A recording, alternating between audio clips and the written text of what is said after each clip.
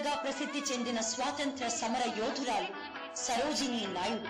1905లో స్వాతంత్రోద్యమానికి నడుం బిగించిన సరోజినీ నాయుడు గోపాలకృష్ణ గోఖలే, రవీంద్రనాథ్ ఠాగూర్, అనీ బెసెంట్, మహాత్మా గాంధీ మరియు నెహ్రూల వంటి ఎందరో మహానేతలతో కలిపి పనిచేశారు. క్విట్ ఇండియా మూవ్మెంట్ మరియు సివిల్ డిసోబీడియన్స్ మూవ్మెంట్ లో జైలు పాలైన మహిళా నాయకురాలు Sarojini Naidu.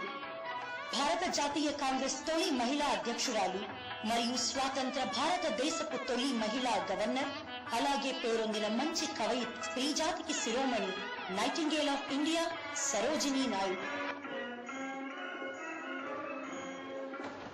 Bangle sellers are we who bear our shining lords to the temple fair, who will buy these delicate, bright, rainbow-tinted circles of light, lustrous tokens of radiant lives for happy daughters and happy wives.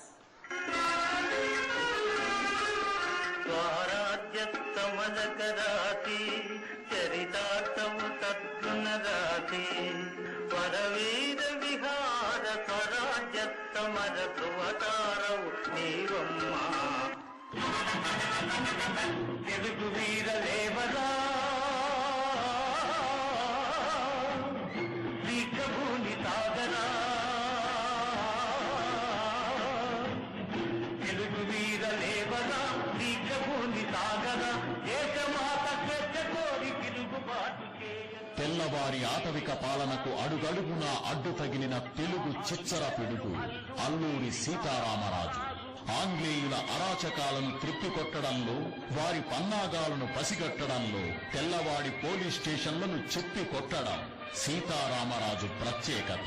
తనకు అందుబాటులో ఉన్న ఆటవిక జనంతో, వెదురు విల్లంబులతో, మన నేలపై పెరిగిన చెట్టు చేమలపై పాకే తెల్ల చీమలను తన తెలుగు పాదంతో నులిమేశాడు.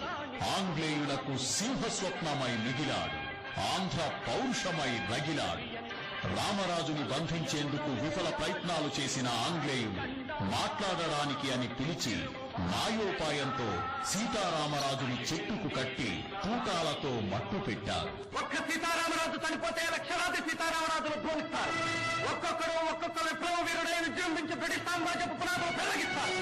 సీతారామరాజు ఒక వ్యక్తి కలదు, సమూహ శక్తి, సంగ్రామ పేరి, స్వాతంత్ర నినాదం, మారుతాం.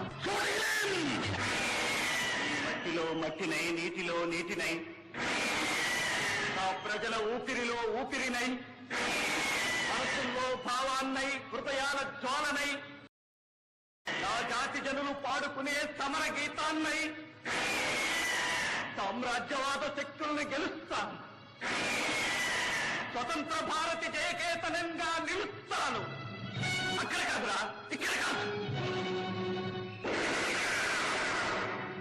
వందే మాతరం, వందే మాతరం, వందే మాతరం.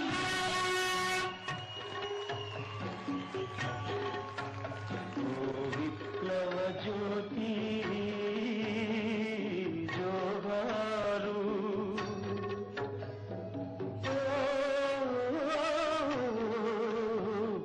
విప్లవ శక్తి జోహారు.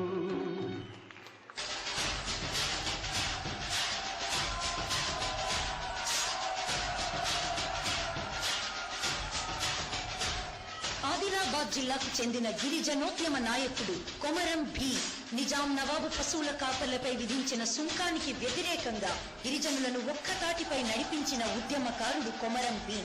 ఆసిఫాబాద్ పరిసర ప్రాంతాలు మరియు జోడేఘాట్ గుట్టల కేంద్రంగా నిజాం నవాబుపై గెరిల్లా పోరాటాన్ని కొనసాగించిన మహావీరుడు.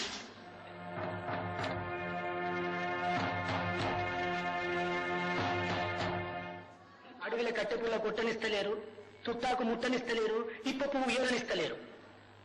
అడిగితే తంటున్నారు, ఎదురు తిరిగితే మనకు అధికారం లేదంటున్నారు. ఇక వాళ్ళ పట్టాలకి మన పట్టకత్తులే సమాధానం చెప్పాలి. గిరిజనుల కోసం, సామాన్యుల కోసం ఉద్యమాలను నడిపి వీర మరణం చెందిన మహానాయకుడు, గిరిజన గోండు తెగ వీరుడు కొమరం భీం.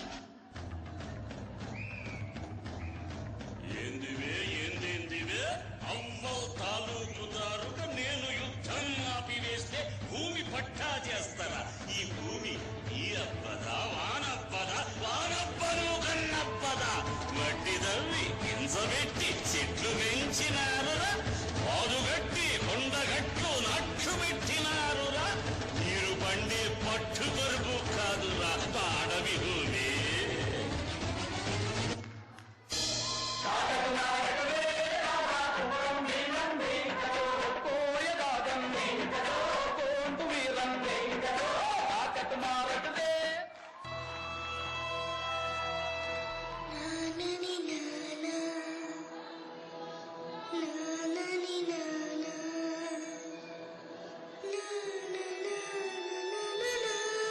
జాతీయ పతాకం ఎగిరే వరకు స్మరించుకోదగిన ధన్య జీవి పింగళి వెంకయ్య.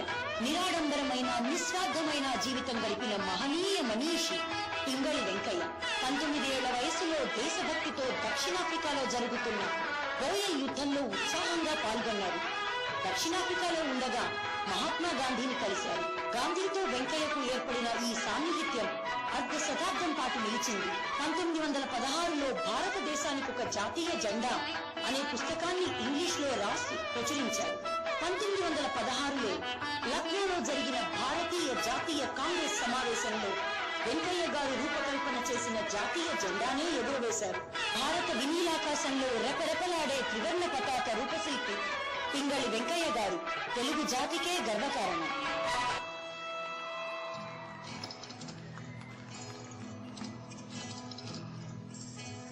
దేశం మనదే, తేజం మనదే, దేశం మనదే, తేజం మనదే, ఎగురుతున్న జెండా మనదే.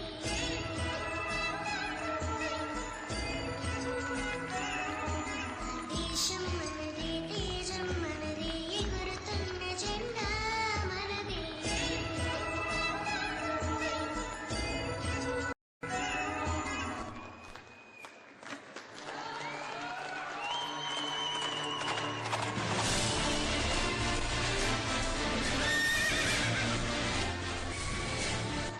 పద్నాలుగేళ్ల లేత ప్రాయంలోనే అధికారాన్ని చేపట్టిన మహారాణి రాణి రుద్రమదేవి దక్షిణాదిని పాలించే చోళులు మరాఠా ప్రాంత యాదవులను సమర్థవంతంగా ఎదుర్కొని ఓకే, మన గ్రేట్ తెలుగు తేజాలండి, గట్టిగా చప్పట్లు.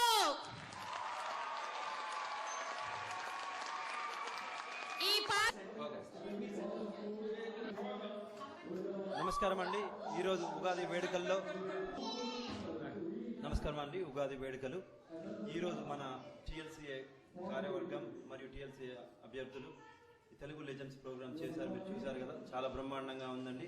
ఆడియన్స్ అందరూ ఒక్కదాటిగా కంప్లీట్ సైలెన్స్ చూసి 10 minutes ఒక్క నిశ్శబ్దం, కంప్లీట్ నిశ్శబ్దం. ఇది అసలు ఇది ఎక్కడ ఎవరు అసలు యుఎస్లో జరిగిందని ఎవరు ఊహించుకోలేరు. ఎందుకంటే ఇది అంత చక్కగా జరిగింది. ఆడియన్స్ ఎలా అంటే వాళ్ళు సినిమా చూసినట్టుగా ఉందని అన్నారండి. మీరు వారి మాటల్లోనే వినండి. How they prepared, how they did.